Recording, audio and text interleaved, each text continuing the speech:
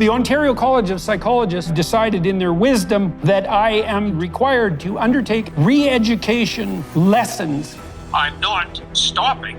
All the justifications for censorship are based on the idea that if people think and speak freely, they will share dangerous thoughts. If you don't believe that man can express himself freely, how can he have the judgment to control what others express? Is free speech and free expression in Canada under attack? From government plans to censor and regulate the internet to regulatory bodies demanding the re-education of those who disagree, has one of the foundational values of our democracy begun to erode? Should courts really be targeting comedians whose jokes some find distasteful? Should politicians be restricting protests of those whose views they find obscene? Or, as Voltaire said, should we defend to the death our right to disagree?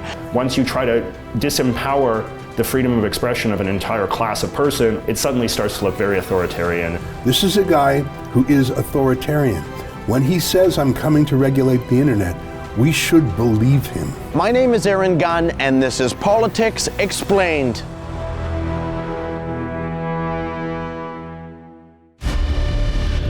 We've seen countries turning towards slightly more authoritarian leaders. Government bureaucrats will be able to manipulate the algorithms to shut down the voices of individual Canadians. The much debated Bill C-11 passed in the Senate. The Ontario Human Rights Tribunal ordered the restaurant to pay him $10,000. Mike Ward is being heard in front of the Supreme Court Monday. This comes after he mocked Jérémy Gabriel in a 2010 stand-up act. Canadians want the freedom to express themselves without government control. Freedom of speech in Canada, to put it mildly, has seen better days, as Canadians have been fired, kicked off social media, or even had their professional designations threatened or revoked, all for simply expressing views that some feel were politically incorrect. And maybe no case has attracted more attention, at least here in Canada, than that of famed psychologist and University of Toronto professor Jordan Peterson.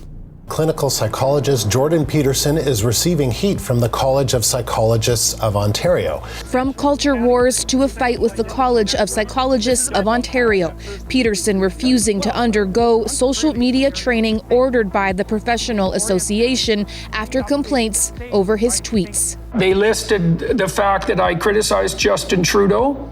I retweeted Pierre Poilievre. At one point, the police in Ottawa were threatening to take the children away from the truckers. And I tweeted and said, I'm not so sure that we should get the police involved in taking away the children of protesters. And apparently that makes me untrustworthy advocate for children who faced childhood sexual abuse. Oh my gosh. You're a mandatory reporter as a psychologist, eh? Your clinical psychology license is in jeopardy because you have opinions about politics that they disagree with. In January 2023, world-renowned psychologist, best-selling author, and Canadian professor Jordan Peterson revealed to the world that the Ontario College of Psychologists had ordered him to submit to a mandatory re-education program at his expense. Naturally, he refused, and now faces a disciplinary hearing and possible suspension of his clinical license, the consequences of which would prevent him from practicing clinical psychology, seeing patients, and from representing himself publicly as a psychologist. The College of Psychologists, a bunch of people put in power by the government basically, is threatening to take my dad's psychology license because he's been criticizing the government. Peterson, who has millions of social media followers and supporters, could lose his license to practice. He's accusing the college of infringing on his freedom of speech. Seems like he espoused political views that other individuals didn't like, and now they're trying to punish him or subject him to some kind of re-education. Sure, and I can say as a lawyer, I myself I've been on the receiving end of that. I had someone once file a complaint with the Law Society because I took a position on the carbon tax that they didn't like. I have a really big concern that a lot of professional regulators are becoming interested in stepping outside the scope of the profession to regulate private speech by their members about issues wholly unrelated to their profession. And you have a right to a personal life as a professional. The regulator does not have a right to come in and control everything that you say and do. Professional associations exist for a reason. You know, lawyers make decisions that can impact people's lives, and there's liability issues, right? People need to have trust in the profession. Engineers even more so. If you're building a bridge, you don't want it to fall on someone.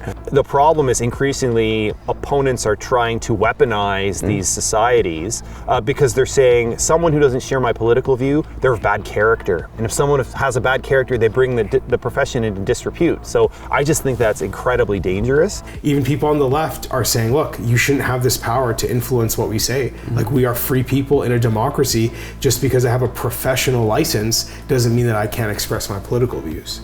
These regulatory bodies, designed and empowered by government legislation, were originally created to ensure that practitioners of a wide array of professions were competent and pose no risk to the public at large, whether they be architects or engineers, lawyers or doctors. Instead, they've now been hijacked, repurposed to enforce political ideology and sanction or target those that resist. In the case of Jordan Peterson, for example, not a single one of the complaints made against him were by one of his patients or relating to any of his clinical duties. They did include, however, complaints related to his retweeting of opposition leader Pierre Poilievre and criticism of Prime Minister Justin Trudeau.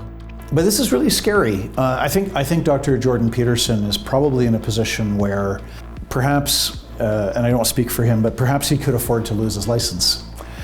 But it strikes terror into the heart. If you're a regular psychologist who is not famous, who is not an author, now the college comes knocking on your door and says, we don't like your posts on Facebook or Twitter. Well, for the average psychologist in Ontario, that is nightmarish. It's absolutely terrifying because it's your livelihood that is being threatened. And of course, it isn't just psychologists who need to be concerned. I've been a registered nurse in BC for 11 years. I work in psychiatry right now. I've done different types of nursing, including outreach nursing in the downtown east side. We're defending a nurse in British Columbia by the name of Amy Ham. She has been publicly vocal, and she said that women deserve their safe spaces, bathrooms, change rooms, female-only sporting events where biological males are not allowed to go. So she co-sponsored a billboard in Vancouver that said, I love J.K. Rowling, or I heart J.K. Rowling. J.K. Rowling's the author of the Harry Potter books, but she's also become quite known for opposing some aspects of the transgender ideology, where they're saying that, women should put up with a guy in the change rooms if the guy feels that he's a woman. There were two members of the public, and they made complaints to the BC College of Nurses and Midwives, saying that I am transphobic and a danger to trans or gender diverse people, and that I shouldn't be allowed to be a nurse. And this was prompted, as far as you know, specifically about the billboards? It was prompted by the billboard. The billboard that said, I heart J.K. Rowling. That was it. Just to clarify. Okay. Yeah. Now, whether she's right or wrong, that's not the point, I guess, if she's right or wrong. It's kind of besides the point. Because Amy Ham holds what some consider to be controversial views, her job, career, and ability to earn a living are now at risk. All due to disciplinary action sanctioned by her college, not for her performance as a nurse, but for her opinions and her speech. Basically what were politically motivated complaints against me. In my case, this entire investigation is about my off-duty conduct. So it's essentially a case about whether or not a registered nurse in BC is allowed to espouse opinions that are outside of kind of the approved orthodoxy. I think legally, the professional bodies attempting to regulate outside the practice of that profession, when they're regulating speech, that is an infringement of the right to freedom of expression. I have worked for 11 years as a nurse. I've never had a complaint from a patient or a colleague about my care or conduct at work. And at this point, it's untold tens or hundreds of thousands of dollars that they're spending persecuting me for opinions that I espouse when I'm not at work and that have no bearing on what I do while I'm at work is it's frankly disgusting. The weaponization of previously innocuous professional associations now threatens the livelihoods of millions of Canadians, leading many to consciously choose to not say anything at all. What we could call like a kind of soft censorship, like the self-censorship, where people are afraid of the consequences of expressing sort of contrarian opinions, so they just kind of like learn to turn off that part of their brain and not think critically and just kind of like follow what they're told is the only safe or acceptable opinion to have. What's going through this process been to you? Has it been stressful? Obviously you got a family as well. If you feel like your livelihood's just constantly being threatened? It is stressful. I'm a single mom with a 4-year-old and a 6-year-old boy, and my career is hanging in the balance. I could have walked away with a slap on the wrist. And I chose not. I chose to fight it instead because I just am afraid for the future of our country and for my son's futures. If there aren't people who are willing to stand up and fight for rights that were hard won, it is a daily struggle, and I question my sanity. And but it's worth it because I can sleep at night knowing that I'm being principled. And these are things that matter, and most Canadians agree with me, but they're too afraid to say anything, and that is terrifying. I will take it as far as I can go. I will take it to the Supreme Court of Canada if I have to. But if the case of Amy Hamm, or Jordan Peterson for that matter, eventually reaches the Supreme Court, what might the verdict be? Well, to understand that, one first needs to understand the source of free speech rights here in Canada, Section 2 of the Canadian Charter of Rights and Freedoms, part of Canada's Constitution that is the equivalent of the First Amendment in the United States, with one very important exception. The wording's a little bit different in Canada. It's not as bulletproof, I guess, from a legal standpoint. We have the right to free expression. It's subject to what they call reasonable limits under the Charter of Rights. Unlike the United States, in Canada, the right to freedom of speech is subject to additional limitations, such as hate speech provisions in Canada's Criminal Code and provincial human rights legislation.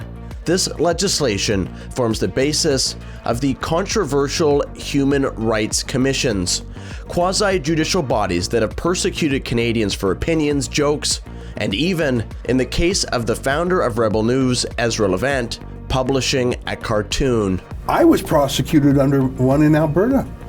I published the Danish cartoons of Mohammed in a magazine I published, just to show what the fuss was about. You might recall there were some cartoons of Mohammed. It caused some riots overseas.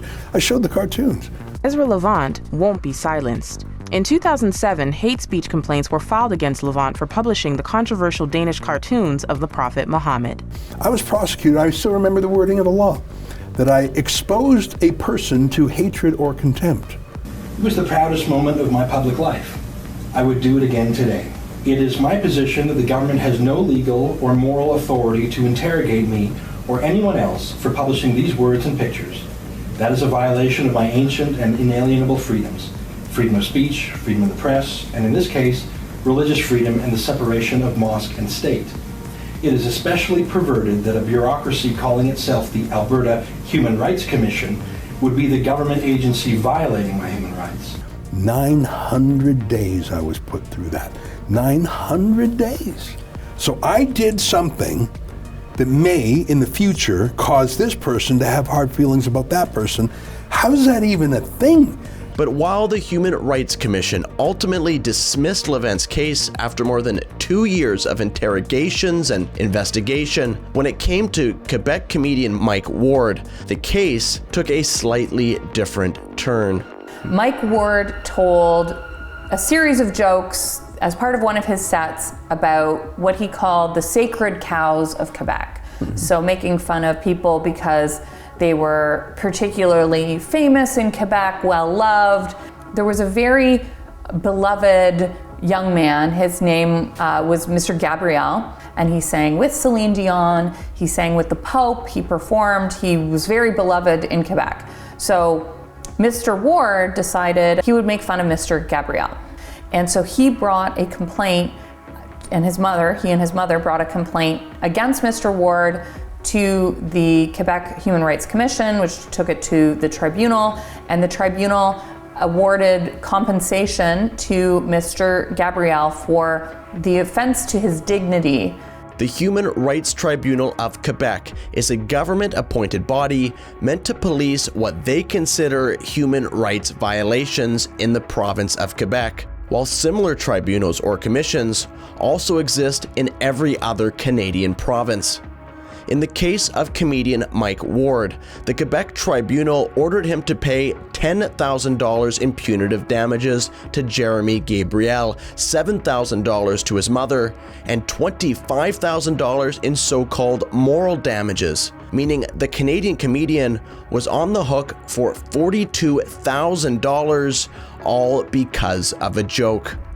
I almost think like childish that like a comedian's telling a joke and we're dragging them in front of a tribunal. And well, these human rights tribunals are just such a weird creation, you know, like they're not like real courts per se. They're a creation of like the legislature to kind of adjudicate matters that are basically not serious enough to go to the real courts because they don't violate real laws.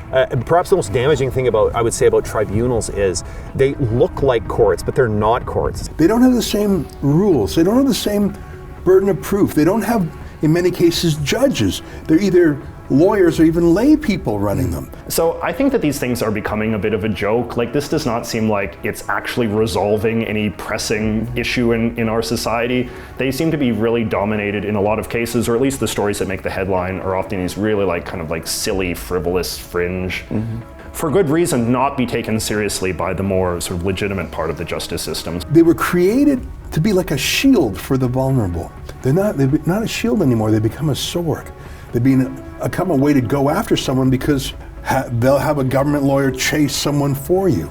To keep the human rights tribunals in check, all decisions made by these quasi-judicial bodies can be appealed, in the case of possible charter violations, to actual courts. But shockingly, even after the decision was appealed to the highest court in Quebec, the $42,000 judgment and guilty verdict against Mr. Ward was left in place, leaving the Supreme Court of Canada as Ward's last line of defense. For the first time, Canada's highest court will consider whether a human rights tribunal was right to award damages to the subject of a Quebec comedian's routine. Mike Ward is being heard in front of the Supreme Court Monday. It was a really interesting case. It went all the way to the Supreme Court. We intervened in the case to argue that weight must be given to Mr. Ward's right to freedom of expression. Comedy is a form of expression. It's an important part of our expression in our society. And what the Supreme Court held in this case was that there was actually no grounds for the tribunal to find Mr. Ward's jokes were discriminatory, because the basis for the jokes, the Supreme Court held, was Mr. Gabriel's fame. And that was what caused him to be made fun of by Mr. Ward. Let's be honest, it's mean. It's mean. Okay. But he didn't hit him, he didn't hurt him. I'm not saying I'd laugh at the jokes, but that's not a crime.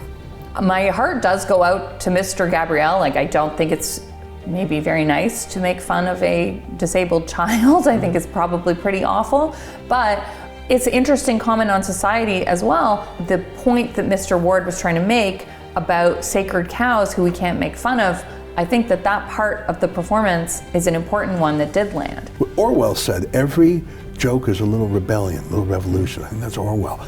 Because if you can joke, if you can mock, if you can make people laugh at the powerful, yeah, and laughing at a disabled kid, you're not laughing at the powerful, I grant it. But you've got to be able to mock. To mock Trudeau, you've got to be able to mock him. You've got to be able to mock powerful people. In a society that values freedom of expression, it is just simply not the job of the government to police private speech and what jokes are appropriate to make, to police the private speech of individuals who are engaging in an art performance like comedy. So we were pleased with that decision. I think it was a good decision for freedom of expression in Canada, and we're always looking for wins like that. With this ruling, does it mean the Supreme Court of Canada is a free speech court? Will the Supreme Court block any new online censorship legislation? Or does how close this vote actually was point to something else entirely? Going from memory, it was a 5-4 decision in favor of the comedian. 5-4? We were one vote away from making it illegal to tell rough jokes in Canada. It was overturned by the Supreme Court, which narrowly, which to me is not very reassuring. How does that happen there? And is this something that should concern people? I think people should be very concerned that the Supreme Court of Canada was one vote away from basically saying offensive comedy shows are constitutional violations. They're not protected by free speech. And that is outrageous. It should not have been that close. It should not even have got as far as the Supreme Court.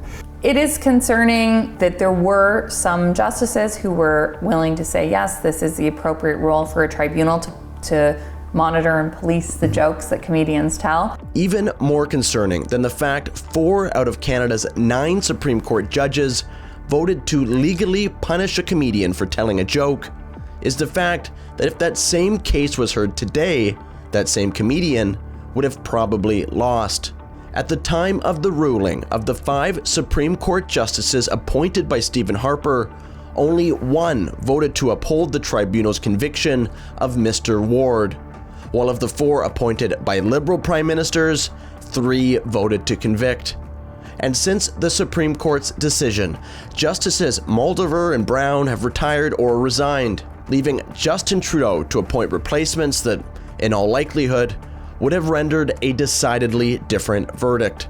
A reminder that while the Canadian Charter is a powerful tool, at least in theory, for defending free speech, its true power is determined not by its words, but by its interpreters sitting on the Supreme Court.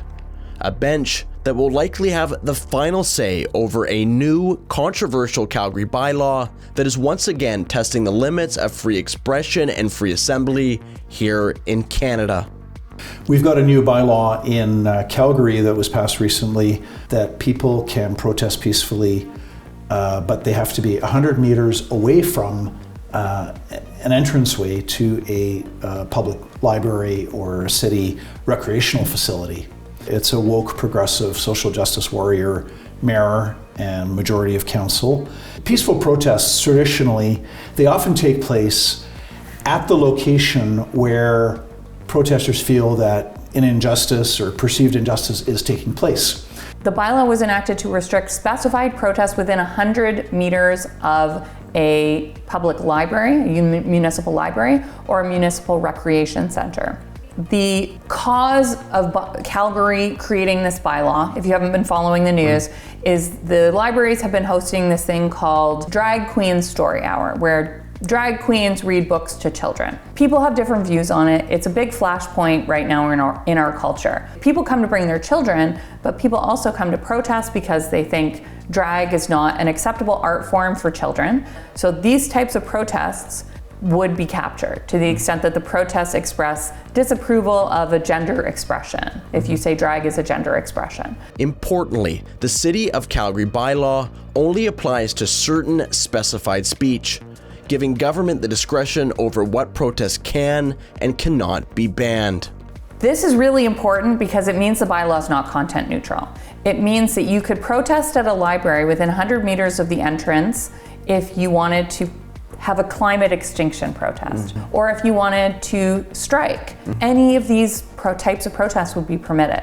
But if you want to protest something related to this list of topics that the City of Calgary has decided by themselves is off limits, we can't talk about these things near libraries, you are subject to an up to $10,000 penalty They can't just apply on certain issues, because then that involves the state, governments, deciding which protests are sensitive and which aren't. It is absolutely not the place of the government to pick and choose what topics we are permitted to protest. In a free and open society, that is protected not just by the right to freedom of expression, but also the right to assembly. But when it comes to government legislation encroaching on the fundamental freedoms of Canadians, Calgary's bylaw is truly just the tip of the iceberg. The most concerning of which has been proposals from both activists in the NDP to dramatically expand the hate speech provisions in Canada's criminal code, a proposition I discussed with Trent University history professor Christopher Dummett. What are your thoughts on kind of the increasing the vernacular, the rhetoric around harmful speech or hurtful speech or hateful speech or misinformation? It's a great way to censor someone by pretending you're doing the right thing. If someone wants to censor you, they're not going to say, I want to censor you because I don't like what you're saying and I disagree with you. What they're going to say is, you're dangerous, you're harmful.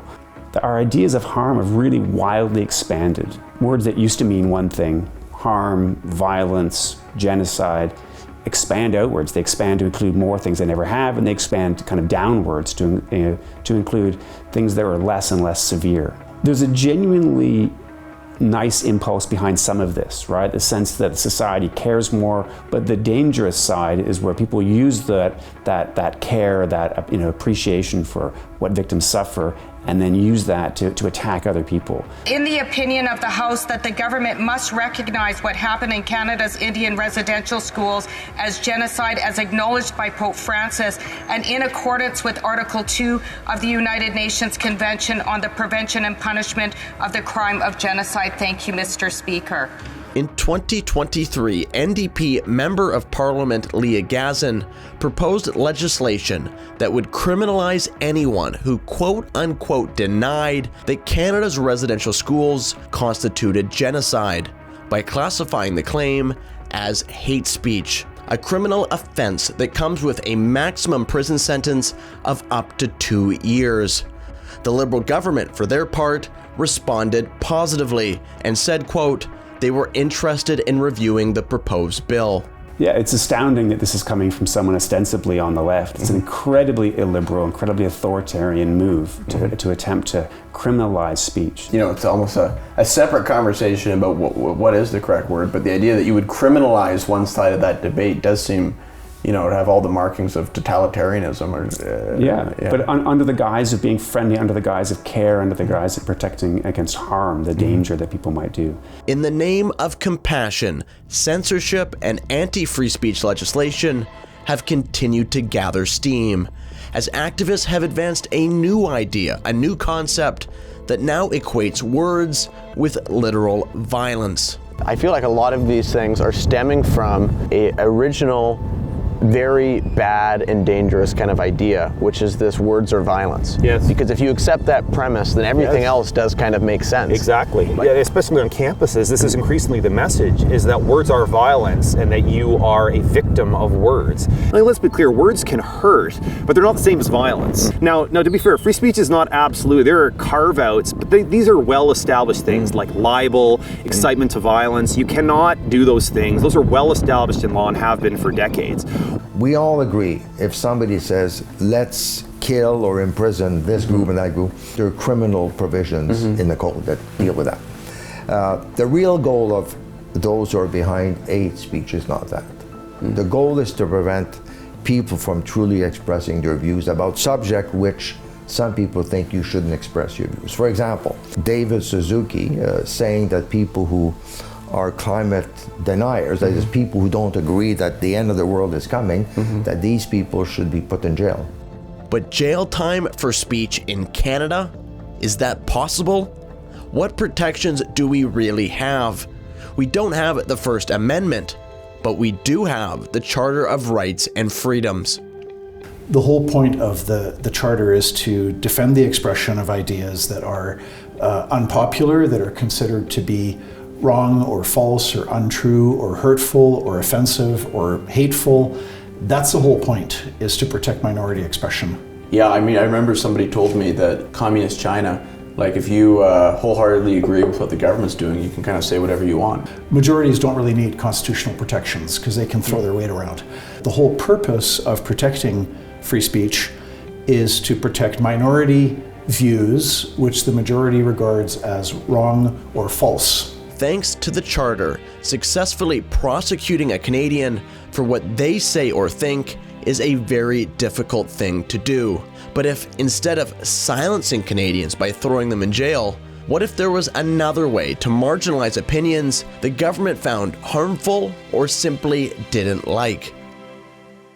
The phenomenon of disinformation poses a unique and accelerated and quantum threat to Canadian democracy. There's a lot of disinformation and misinformation you may be reading online that's adding to your worries. And this contributes to the heightened public mistrust and the rise of harmful disinformation in our society. We are seeing a rise of hatred, a rise of intolerance, fed in some places by misinformation, disinformation, and hatred in social media. And finally, today I can announce that we're investing $5.5 million to combat disinformation. Because we know disinformation, often generated abroad, can be a real threat to our elections, and it's a threat that the federal government cannot combat alone. Since the proliferation of the internet, the amount of information and opinions available to Canadians has increased exponentially, and so too have the calls by some to regulate what you can say and what you can see while online. Up until now, most of that effort has been directed at pressuring social media companies to block or throttle certain opinions or viewpoints the government deemed either misinformation or dangerous speech, including stories that are now believed to be plausibly true. But for some in Canada's current government, those efforts, in their view, didn't go far enough. This afternoon, I introduced Bill C-11, the Online Streaming Act. This is the first of a few pieces of legislation that are part of my mandate as Minister of Canadian Heritage. On February 2nd, 2022, Minister of Heritage Pablo Rodriguez introduced Bill C-11, one of Justin Trudeau's most controversial pieces of legislation. Now, one of the issues that has come up recently from a legislative perspective pertaining to free speech has been Bill C-11. Yes. What is Bill C-11 and what are your thoughts on the piece of legislation? Yeah, so this is a bill that's essentially going to empower a regulatory agency from the government to decide what you can see on YouTube. Now, it's not going to specifically, prohibit you from looking at things, but it's going to fiddle around with your preferences. While criticized by opponents as a backdoor to total government control of the internet, proponents maintain its true purpose is to simply promote Canadian content, which makes it somewhat awkward that many of Canada's most prominent YouTube stars oppose the legislation completely. Hello friends, my name is JJ. Hello friends, my name is JJ. Hello friends, my name is JJ McCullough and I am a professional YouTuber from New Westminster, BC. Bill C-11 is basically the federal government's attempt to bring the internet under the jurisdiction of the Canadian Radio and Telecommunications Commission. The Canadian YouTuber community is right to worry that the continued success of their channels could soon be dependent on their ability to obtain government endorsement. It is an understatement to say that this legislation has been contentious. The government and the bureaucrats who wrote the bill continue to wrongly treat the internet as a form of broadcasting.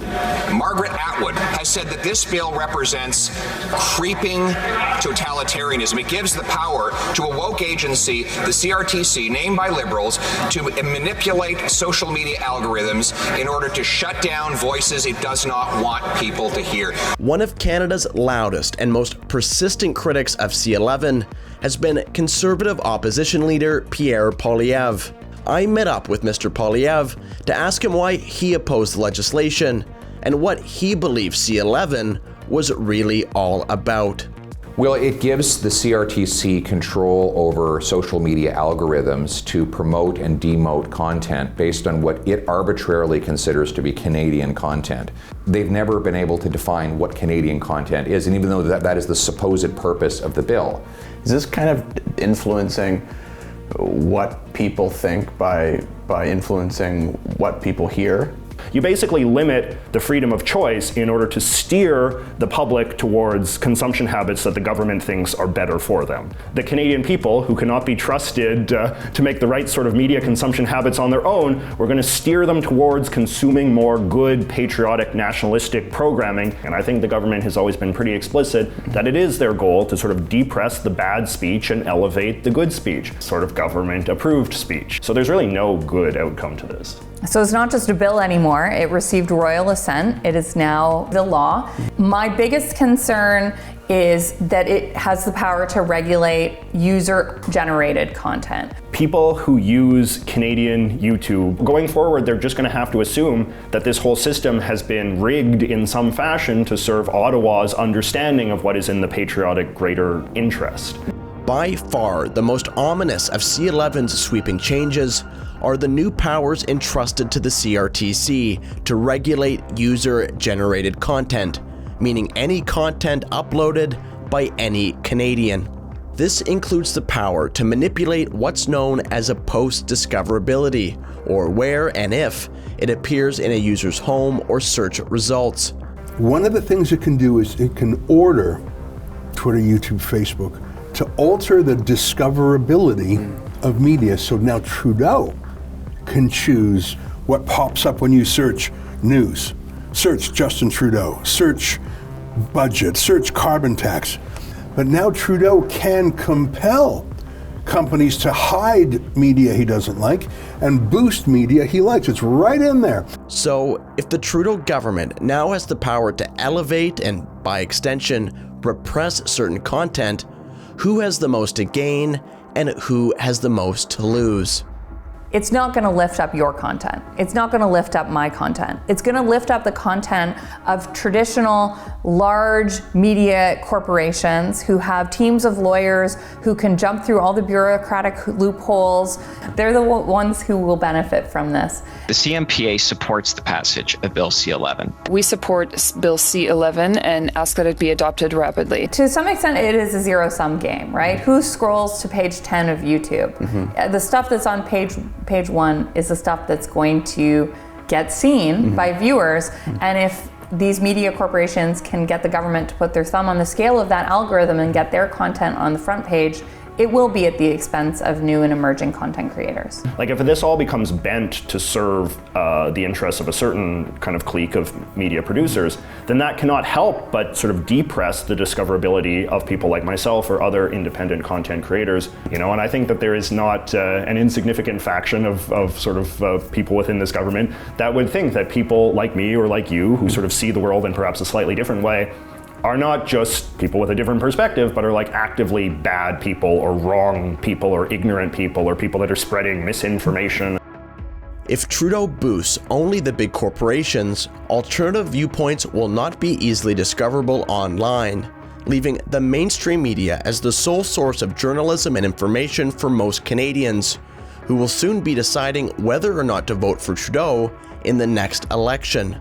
Something Ezra Levant says is a conflict of interest.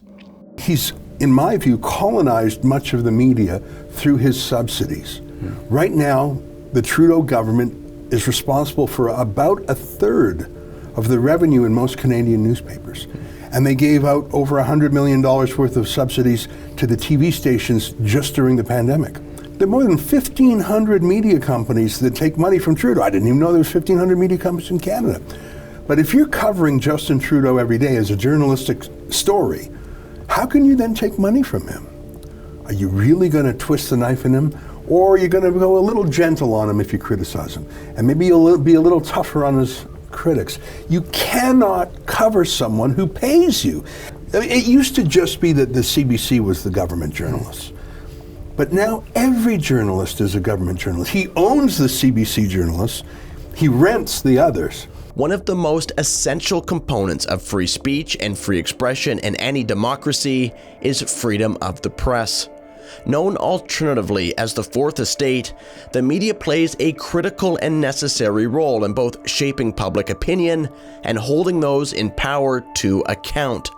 But ask yourself, if a select group of media organizations are funded, supported, and amplified by the state, while others, particularly those critical of the government in power, are not, does this sound like a level playing field to you? Or is the government simply abusing its legislative authority in an attempt to manipulate the political debate? Do you think that, in addition to the subsidies that you just mentioned, part of the purpose behind Bill C-11 is to basically kneecap independent media like Rebel News? Absolutely. You know, some people have characterized it as a censorship bill. I see it as something closer to a propaganda bill, in the sense that the government has a conception to elevate those creators and these communities that Ottawa thinks need to be elevated. It's to use the media for explicitly sort of political ends. And with Canada's media landscape increasingly controlled by a small number of large, government-supported corporations, it's important to ask, who are these media conglomerates, how do they operate, and what exactly is the relationship between big media and big government? To find out, I sat down with former radio host for Bell Media, Jamil Javani. So if you're thinking about who's privileged by the expansion of state oversight over what Canadians say online, it's the people who can afford expensive lawyers. It's the people who have a relationship with the government regulators. It's the people who might go to cocktail parties with Liberal MPs. And it's the people who already, through their own actions, have demonstrated a loyalty to Liberal narratives and Liberal partisanship. So it makes perfect sense why a group like Bell would not be threatened by C-11. Unsurprisingly, perhaps, large media corporations like Bell strongly supported Bill C-11 while opposing a free, unfettered internet with no special treatment and no monopolies. Maybe more surprising, however, is Bell's commitment to limit the diversity of viewpoints even within their own company. Bell Media, like some other companies out there, has a sense of diversity and inclusion that is based on people looking different, but essentially saying the exact same things. It's a very superficial approach to diversity. Well, when I first got hired, there was what I would call like the summer of Black Lives Matter, right? Where Black Lives Matter is marching in the streets in Toronto and American cities. It's in the news all the time. So I come in and I share my perspective on that, and things are going well. Like I felt like, okay, they're promoting me, they're acknowledging what I'm trying to offer. And then all of a sudden we hit Canada Day of 2021.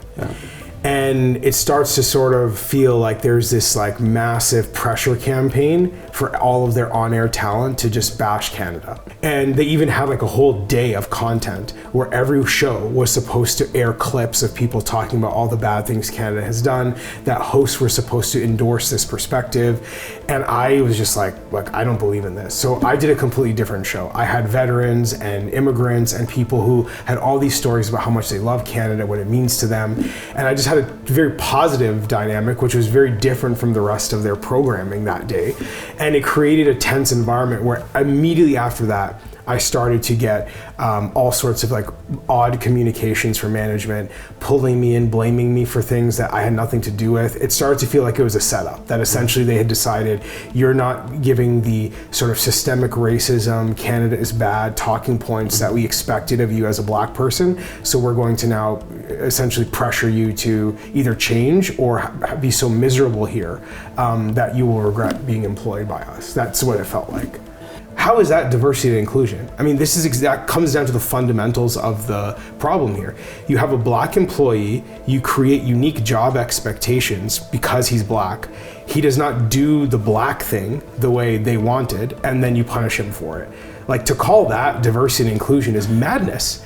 Eventually, Bell Media fired Jamil, citing what is essentially his conservative points of view and his unwillingness to engage in Bell's superficial diversity initiatives. This has resulted in Jamil filing a wrongful dismissal lawsuit against his former employer. They had a sense of like, okay, there's a bunch of like liberal talking points that a Black person is supposed to have. Let's just bring in a Black guy to say those things.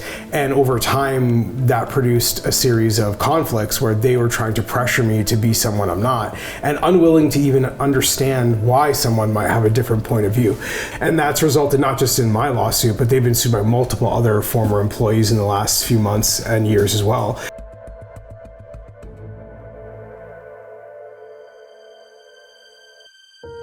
Whether at Bell, the CBC, or in the corridors of political power, Jamil's story is part of a much broader and more disturbing trend in Canada, one where the themes of diversity and tolerance, are valued in all but diversity of thought and tolerance of opposing views, as the internet, social media, and a historically divisive prime minister combine to inflame an already tenuous state of affairs. Which is why, at this moment, maybe more than any other, it is so important to champion and defend those foundational freedoms on which Canada was so successfully built. It's hubris to think at age 20 or 40 or even 80 that we have all the answers. We make mistakes, we're fallible human beings. That's why you need free expression. Without it, you're just kind of hooped. You're acting in faith, basically. Maybe I'm wrong about my views on issue X or Y, but the way to correct me is to have an open debate about that. Aristotle thought that words were what separated us from animals. And if you can't express yourself as a human being, or if word inflation takes away the meaning of words, the actual meaning of words, then we're actually not talking to each other. Without free expression, your only resort to change is physical violence, right? An overthrow in a country, or you and another person get into fisticuffs. Without free expression, you're limiting people to that remedy for a problem. That's not where we want to go. When you engage in censorship, you're basically taking away the one thing that human beings have in terms of the potential to get along better, which is to talk to each other, to persuade each other, to work cooperatively with each other through reason. You take that away, we're back to, pre-Homo sapien. Yeah, it's fundamental to our democracy. It's fundamental to being able to have a democracy. There's no sense having a vote if you can't express what you feel about things. If you don't have free speech, what use is a political campaign? If you don't have free speech, what use is freedom of assembly to meet together? So it really is the stepping stone freedom for all the rest. I heard it once said, take away all my other freedoms, but leave me freedom of speech, and with it I'll win back the rest.